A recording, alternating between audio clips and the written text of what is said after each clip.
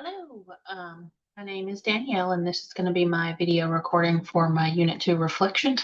Apologies that it's so late. Life sort of got in the way and kept me busy for the past week or two with kids' extracurriculars, so apologies there.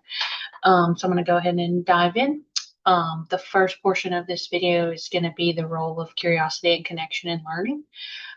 Something that I enjoyed learning in this unit was how powerful it was to tap into students' curiosity and their natural sense of belonging.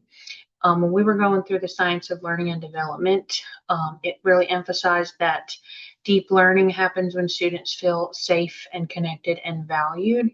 So I started to think about how that might show up in my own classroom when I become a teacher, since I've never officially taught before. I'm looking forward to the opportunity to connect lessons to students' real lives and experiences because I feel like those are moments when students light up and learning starts to feel relatable to them is when they really lock in. Um, let's see. So when I was planning the lesson on movement concepts, um, I began to think how that relates to kids' everyday play outside of school and how they can begin to think and take on the things that I'm doing in PE. I can do this at the playground, or I can do this at my recess, or I don't have to sit around when I'm at home and play on my tablet. I can go outside and do the same things that I'm learning in PE.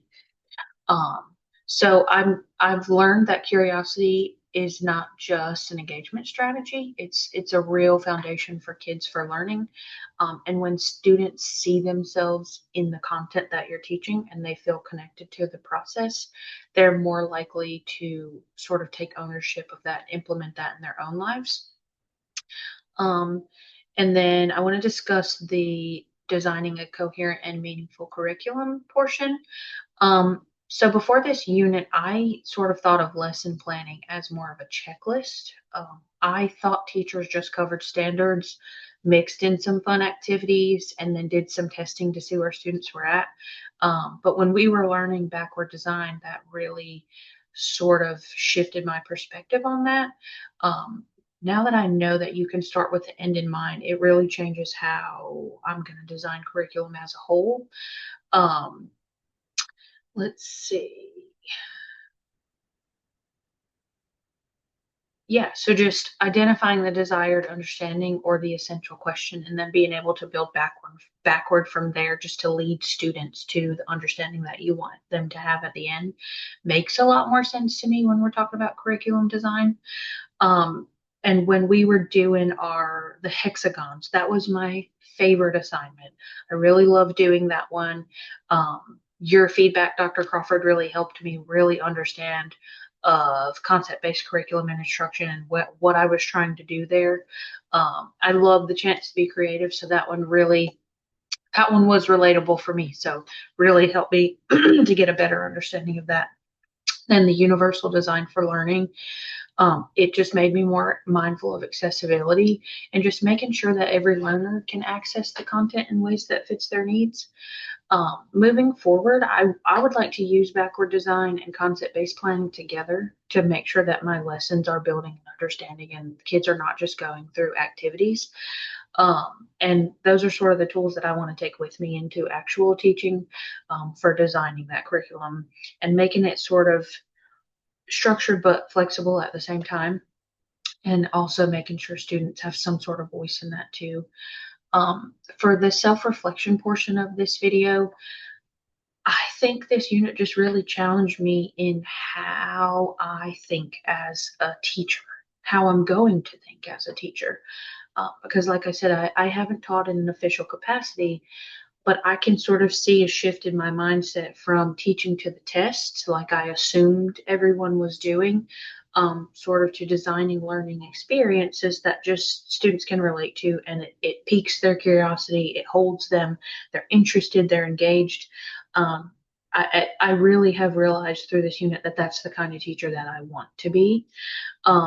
And through that, I've grown some confidence in sort of building a supportive culture in my classroom or in my gym that just is is a growing place for curiosity and collaboration with peers and growing in our skills and our abilities, whether it's physical or emotional or social.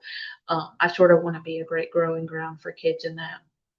Um, let's see, areas for growth. One area that I want to grow in is creating assessments.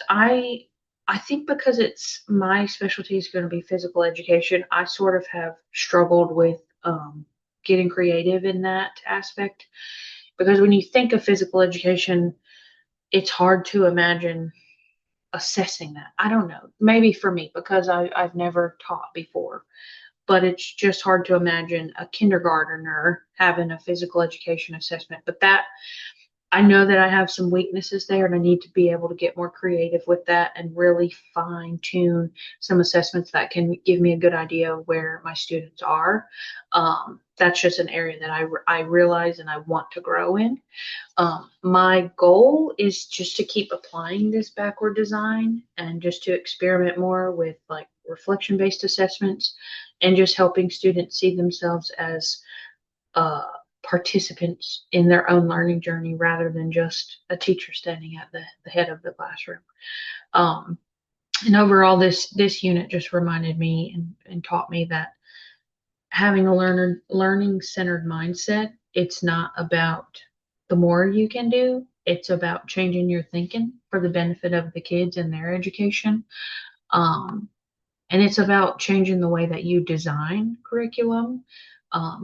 You know, rather than teaching to the test, you're trying to design curriculum to pique curiosity, make connection, and make kids feel like they have a purpose in that. And trusting that when we give students the space to have their input and have meaningful input, that that's where their real education is happening. Um, so yeah, thank you for listening. Thank you again for waiting for me to turn this in. Apologies again for it being late. Yeah, reach out if you have any questions or need anything more from me for this video. Thanks.